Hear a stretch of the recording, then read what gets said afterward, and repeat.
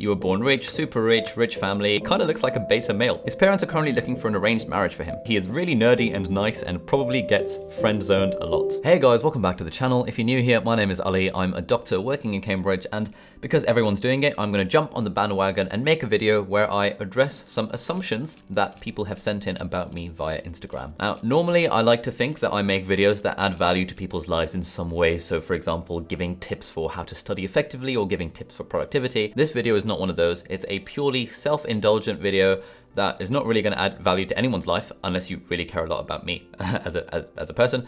So if you're looking for something that's going to add value, then please have a look at some of my other videos. I've linked the most valuable ones in the video description, or you can go off this channel and watch anything by Matt Diavella or Thomas Frank, because those videos will add far more value to your life than this one. But having said that, if you're interested in this video, I'm going to be addressing some assumptions that people have sent in. So because I like categorization, I've split up this video into 9 segments. Firstly, we're going to be talking about money. Loads of the assumptions were about how rich I am and how I was born into a rich family and stuff like that. Secondly, I'm going to address various assumptions about relationships. Thirdly, I'm going to address a few comments about me being bald and losing my hair. Fourthly, some comments about how I can come across as arrogant, overconfident, or cocky in my videos. Number 5, comments about me being a massive nerd and not having any friends. Number 6, comments about me going to private school. Then we've got some comments about how I never reply to Instagram DMs. And then some comments about me being a doctor. And finally, we'll end with some miscellaneous comments. So yeah, everything's going to be in timestamps in the video description and in a pinned comment. So please don't watch this whole video. Just kind of skip to the section that interests you the most. You probably have better things to be doing with your life. But now let's just jump into it.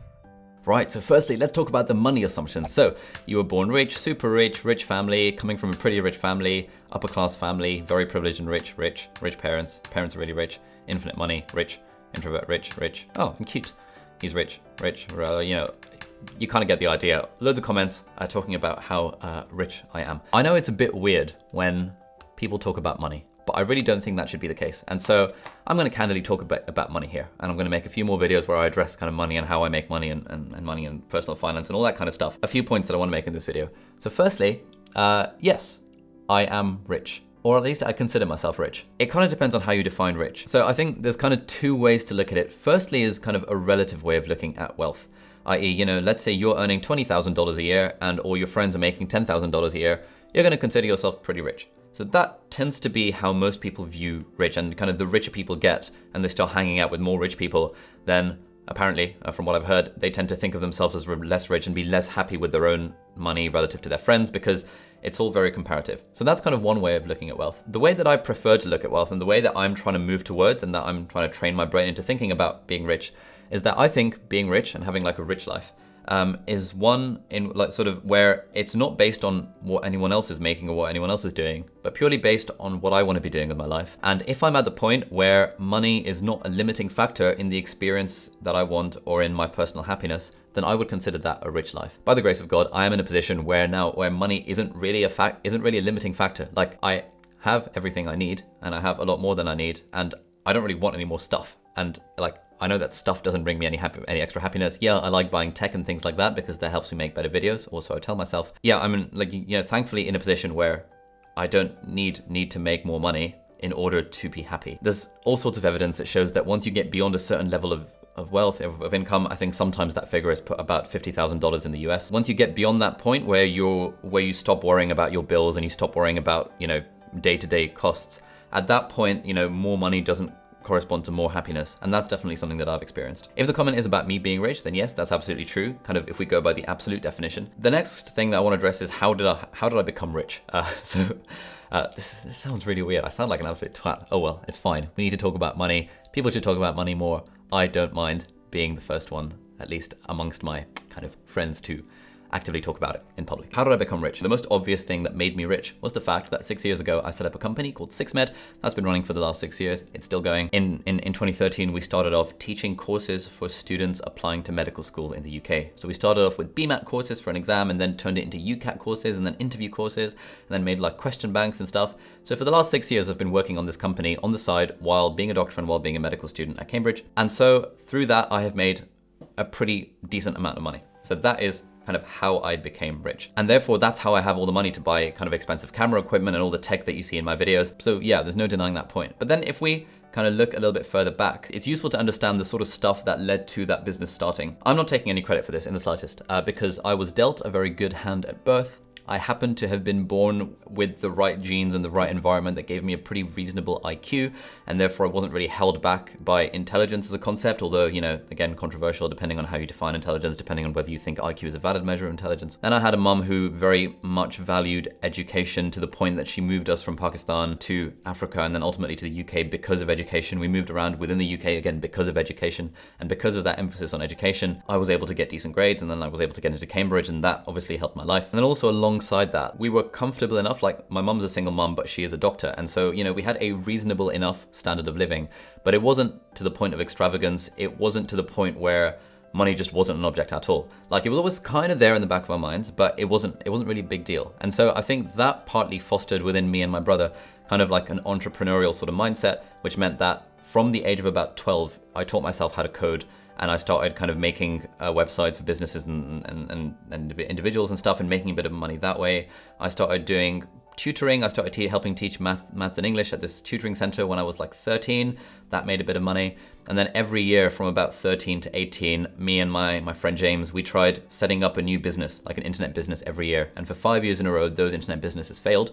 And we made like 50 quid across the 5 years in total. But then when I was 18, 19 and set up this company, I was able to take all of those lessons learned from all these failures and turn them into a business that, by the grace of God, did very, very well. And so while 6med, while the business was the most proximal thing that made me a lot of money, there's a lot that went before that. And I can't really take credit for any of that because, you know, it was just the hand I was dealt. It was the fact that I was super privileged and I had a lucky set of circumstances that meant, you know, as long as I didn't squander the hand that I was dealt, I was going to do reasonably well. That, I hope, kind of addresses some of these questions. I'm not trying to defend my position. I'm not trying to say that, hey, look, I'm a self-made man, because I don't think there is any such thing as a self-made man. Sure, if I was born in more kind of trying circumstances, then I might have had some ground to stand on. But I've led, by the grace of God, a very privileged life where, you know, I've been able to focus on my education and do other stuff on the side without really having to worry about all the other stuff that sometimes people have to worry about.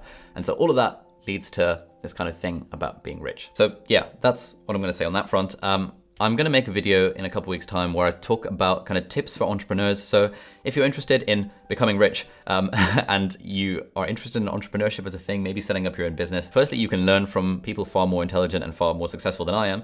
You should read The 4-Hour Workweek by Tim Ferriss. You should read I Will Teach You to Be Rich by Ramit Sethi. You should read Show Your Work by Austin Kleon. You should read The Third Door recently by Alex Banayan. You should read Shoe Dog by Phil Knight. There's all these various books where you can get this wisdom from people about how to set up businesses. I've been reading this stuff for the last like 10 plus years. So I've kind of gained, like, taken a lot of lessons from all that stuff and applied it to my own life. So I'm going to be making a video where I talk about 10 top lessons for entrepreneurs. So if you're interested in that, just like drop a comment down below and I'll expedite the process of making that. But now that's what I'm going to say about money. I think I've rambled on for a while. Let's talk about relationships. So relationships were the second most popular category of assumptions. So we've got he has a girlfriend / single, barely been in any relationships. So I don't have a girlfriend and I am single, and I have, yeah, it's fair to say that I have barely been in any relationships. His parents are currently looking for an arranged marriage for him. Not really, actually. Like, I've asked my mum to look for an arranged marriage for me, but she doesn't really know many people. And so, you know, she's kind of told me that I've got to find someone by myself. Where were we? He is dating Molly, but has a secret crush on Paul because he passed Cambridge with distinction. Wink face. Right. So Molly is my housemate. Molly and I are not dating, objectively. She's dating another friend of ours. He's great. We're not dating. We're not together. Secret crush on Paul. I have a crush on Paul. It's not that secret. Everyone knows it. Because Paul passed Cambridge with distinction. It's not because Paul passed Cambridge with distinction. Molly also passed Cambridge with distinction. I have a crush on Paul because Paul is just amazing. Next one. You believe in polygamous relationships for men. I actually believe in polygamous relationships for everyone, not just men. You will only be in a relationship with the same profession or anything equal to it. I don't really care about profession. I think, yeah, chances are most likely that I'll end up kind of gelling personality-wise with someone who's probably of a similar level of education, probably similar background, probably similar-ish profession. But, you know, I'm not going to say no to someone if everything else is great and we get on really well just because they're not a doctor or anything like that. Tried to be a motivational public figure, but ended up being romantic interest of brown teenage girls. I mean, if I am a romantic interest of brown teenage girls, I don't really have much to show for it. So that's what I'm going to say on that front. More into blondes than brunettes, unfortunately. Heartbreak emoji. I actually kind of like brunettes more than blondes, if you can stereotype and generalize to that extent. Ali Loki has yellow fever and would love to find a girl from the Orient. Right, this is extremely problematic. I'm not going to address this. Wants to get set up with my friend from Cambridge. Oh, yeah, hit me up via email or Twitter DM or Instagram DM or something, and we can talk about it further. and that he is really nerdy and nice and probably gets friend-zoned a lot.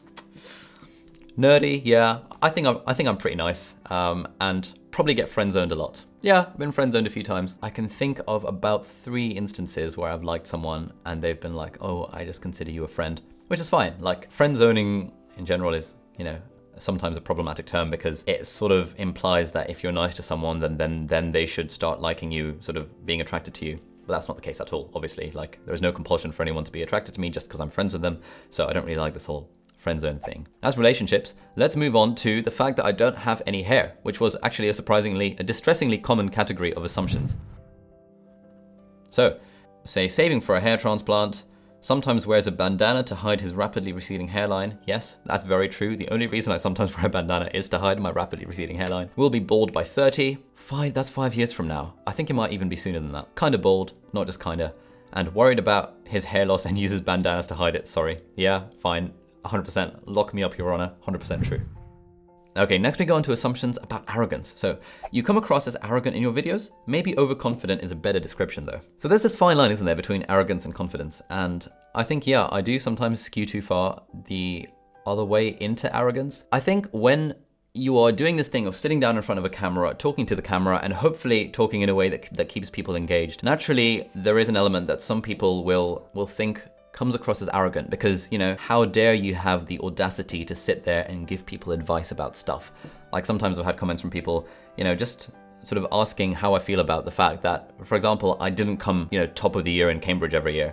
And so how do I have the right to give people advice about studying? My whole thing is that I'm not coming from the place of an expert. I'm not saying that, look, I'm the expert, follow me, I know what's going on. What I'm saying is that, okay, I've done all right. These are some techniques that have worked for me. This is what I'm going to share with you guys. I accept that can sometimes come across as arrogant because it's not a normal thing. Like if I was talking like this, sort of very matter of fact, kind of loud, I'm talking at a volume that I wouldn't really be talking at in real life if we were having a conversation. This might come across as arrogant. I don't know, man. If that comes across as arrogant, then fair enough. You can be kind of arrogant, but I can't tell if you're just doing it sarcastically or not. Okay, so that's a good point. Sometimes I do the whole self-aggrandizing humor thing just for bants. I think Robert Downey Jr. is a master of doing this. He's just so funny when he's on like talk shows and stuff, and there was one clip from Jonathan Ross or something where Jonathan Ross says, oh, so you're pretty famous, you know, worldwide. And he was like, oh no, it's not just worldwide, it's like intergalactic. You know, just like self-aggrandizing humor. That's a really bad example. That's sometimes what I try and go for, just for a bit of bants, just adds a bit of spice to life. You let the whole Cambridge doctor thing get to your head a little bit. Maybe I let the whole Cambridge doctor thing get to my head a little bit. But then the thing about the whole Cambridge doctor thing is that you're surrounded by 300 other people who are also medical students at Cambridge. You're surrounded by 2,000 other people who are in different years who are medical students at Cambridge. Because everyone has that going for them, it becomes a lot less of a thing in people's identity. Obviously, when I film videos and if I'm opening a video with, hi guys, I'm a medical student at Cambridge, or I'm a doctor, I guess that can come across as me letting it get to my head. I really don't think I let it get to my head, but I understand that it's inherently more brandable to be a doctor and doing other stuff. And it's also inherently more brandable when you're a medical student if you're a medical student at a top university. I don't know, if I said I was a medical student at some university that no one had heard of, it doesn't quite have as much kudos. And so if you're in the business of making content and trying to make a YouTube channel and stuff, it makes sense to go for the brandable bits. Equally, you know, clickbait titles and stuff. I made a video entitled, How I Ranked First at Cambridge University. It's not strictly true. I actually ranked second in 1 year in one subject. I had to go for the clickbait title because when you're in this business, you want to get the views, man. And as long as what you're delivering has value, and I think that video was genuinely valuable to a lot of people wouldn't have discovered that video if it weren't for the clickbait title. And so I don't feel bad about doing clickbait titles provided what I'm saying in the video provides value, if that makes sense. So I don't think I let it get to my head, but yeah, what else? And he flexes the Cambridge med degree to a majority of people. Not really, because most people I meet are in that sort of strata of the population whereby a Cambridge medicine degree is nothing particularly fancy. I don't really hang out with many people for who would be impressed by a Cambridge medicine degree. Yeah, that's all the comments about arrogance. Let's go move on to comments about me being a massive nerd. So, firstly, he kind of looks like a beta male. He revised 10 hours a day and never saw the light of day during his A-levels/uni life. So A-levels, not really. Like, as I said, you know, right at the start, I was blessed with having a high enough IQ that I didn't really need to study that hard for exams. So I used to study during A-levels and GCSEs and stuff, obviously, but it wasn't a case of 10 hours a day, never seeing the light of day. At university, first and second year, I think I had a good balance. In third year, the year that I did really well in, I was spending 10 hours a day in the library. But like, it was fun. I was doing it with my friends. I was coming out to, you know, have meals and stuff. Pretty awkward and ate with the nerds at lunch in secondary school. That's absolutely true. Like, I was super lucky to be a massive nerd, and secondly, have a load of friends who were also massive nerds, and we're all still really good friends to this day. They're all doing incredibly well. And yeah, we used to sit down and have lunch together, and towards the end, in sixth form, i.e. in year 12 and 13, when we were 17, 18, we'd spend our lunch times going to the music block and singing songs on the piano, because my friend James could play the piano really well, and I kind of learned how to sing along with it. And then before that, we used to hang out in the computer room at lunchtimes, trying to play this like online text-based game. But it was because of those lunchtimes spent in the computer room being a massive nerd that I developed this interest in learning how to code, and that has had so many positive effects on my life that I'm really glad that it happened. You were a super nerd and had very little friends in high school. I was a super nerd, but thankfully I had super nerdy friends, so that was great. Got all A stars in A-levels and GCSEs. Yes, that is true. Let's move on. We now have some stuff about me being something like stuff related to school. So we have a school tryhard. Yeah, I was a school tryhard. I assume you had a private school education. No, so I actually went to a state school, i.e. you don't pay money for it, but it was a selective state school or a grammar school, so you had to take an exam to get in. Not quite a private school, but it was a very good education that I'm extremely lucky that I got. Private school boy, no hate, you're one of my inspirations. Again, no, but thank you. Okay, then we have a few comments about doesn't reply to people who need help in DMs, at least reply by I can't help. Doesn't reply to DMs. Always thought he was nice and all, but he didn't answer my Facebook message nor YouTube comment. Up until the point where I had about 10,000 subscribers on YouTube, I thought I did a pretty good job of sort of replying to every single Instagram DM that I got and replying to every email that I got and every Facebook message. As the channel has grown, it's now gotten to the point where everyone who has had any level of success or popularity or whatever has this thing where more people are messaging than it's physically possible to reply to. I could spend 4 hours a day replying to messages, and if I spent 4 hours a day doing it, then I'd probably be able to reply to everyone. I work full time. I get home at like 7 p.m. sometimes. I still have to make videos and stuff because that's the reason people are following me. And so as much as I would love to answer every Instagram DM and email that comes my way, it's just not possible. And what a lot of people do is that they outsource it. They kind of pay someone to answer emails for them. Occasionally my housemate Molly helps me answer some Instagram DMs because she knows the sort of advice I would give, and she's also very good at answering questions about like medicine and how to study and stuff because she's very clever. Other than that, I'm sorry, if you're sending me Instagram DMs, they're just going to appear in the request list, and occasionally, you know, if I'm sitting on the toilet, I try and reply. It's just impossible to guarantee it. Next, we have some stuff about being a doctor. So we have this assumption: parents forced you to become a doctor, lawyer, or engineer, or else you'd be kicked out. Not really, actually. I get the stereotype of, you know, the Asian parents and stuff. So my mum is a doctor, but she didn't actively encourage me to be a doctor. She actually thought I'd do something like maths instead, because she thought, you know, because I was a massive nerd and wasn't really a people person, that I'd kind of get along with maths better. He would rather be an influencer / content creator than a doctor. So this is actually not true. The problem with being an influencer / content creator is that it probably is quite a short-lived thing. Whereas being a doctor is A, very, very rewarding because you get to directly, well, touch people's lives physically and metaphorically. And B, it's a very kind of long-term goal. You can be a doctor for the rest of your life and you work your way up, and there's all different things that you can do within medicine. Whereas, you know, I'd like to still be making YouTube videos 10, 20, 30 years from now. But let's say I'm 55. I can't imagine I'd be making a video sitting down here and talking about assumptions. Obviously, I want to keep being a doctor because it's just fun and it's cool and it's interesting, and I want to be a content creator on the side. Next one, you're going to give up being a doctor and focus on entrepreneurial pursuits instead. So kind of similar answer. No, I want to stay a doctor and do the other stuff on the side. And now we're just going to end with some miscellaneous comments. Firstly, you are low-key trying to secure an Apple sponsorship. It's not very low-key. I think I'm pretty obvious about trying to secure an Apple sponsorship. I also don't think Apple do sponsorships. I think the most that they do is they send out review units to reviewers, but I don't think they pay people to promote their products because they just don't really need to. You swear a lot off camera and throughout medical school. Yes. Easily gets pissed off, but he doesn't want to show it because he wants to be a nice person. No offense, smiley face. So I actually don't easily get pissed off at all. Like, I can't remember the last time I was angry. I think partly it's, you know, innate personality, and secondly, it's embodying the teachings of Stoicism, which is a school of Greek philosophy that you should read books about. Recommended reading Happy by Darren Brown and The Guide to the Good Life, The Ancient Art of Stoic Joy by William Irvine. Both really good books, introductions to Stoicism. The main idea being that it's not events themselves that make us angry or make us sad. It's the story we tell ourselves about those events. If something goes badly for us, or if someone does something that, quote, makes us angry, we don't actually have to be angry. We are actively choosing to make ourselves angry. And there's another nice quote that in between stimulus and a response, there is that gap. And in that gap, we're allowed to choose our response. So I never get angry, I never get pissed off, because what's the point? If it's something I can control or I can change, I will do something about it. If it's not, then let it be, as the Beatles famously said. You have never cheated on a test. You prioritize your study over everything. Selfish and kind. Interesting. I actually have cheated on a test. When I was in the final year of primary school, when I was in the 6th grade, when I was like 10 or 11, there was this maths test thing. Me and this other kid called Rory, we were sort of top of our class in maths. We kind of sort of winked at each other and had an unspoken agreement that we would kind of share answers on this test. And I still feel bad about it to this day. But yeah, I cheated on that one test when I was like 10. You prioritize your study over everything. I'm not really studying anymore, so no.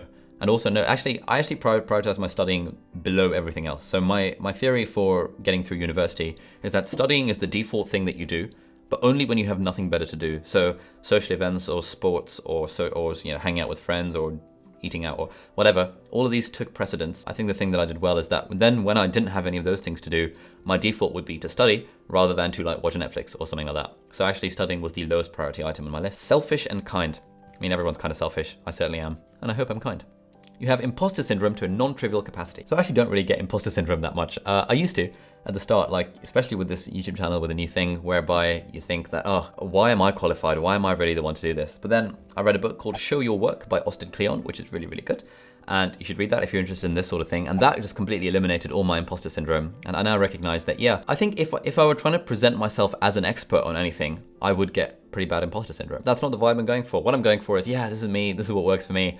Take it or leave it. So I actually don't get imposter syndrome at all in almost anything in life. He helped all of his friends get through med school. So it was more that my friends helped me get through med school. But I think also we did a very good job of working together. So for example, I was the one who, if I can toot my own trumpet, pioneered that we all have this shared Google Drive where we'd put all our essay plans. And in our first and second year, when we didn't have mark schemes to our past papers, I made a Google Sheet with every past paper on it. And we would crowdsource mark schemes based on me and my college friends. There were about 16 of us. And so we all kind of worked together. And then in third year, we were all sharing essay plans. And then in clinical school, when we started doing placements and doing OSCEs and role plays and stuff, we'd all work together. And I thought I did a pretty decent job of kind of getting everyone to work together. And my room became like the social hub, but also the place where people would go if they wanted to practice, a role play for, how to take a history or how to examine a patient. So yeah, we all kind of helped each other. Penultimate one, his YouTube content was super. Then it became like an advertisement of Apple facepalm emoji. Fair enough.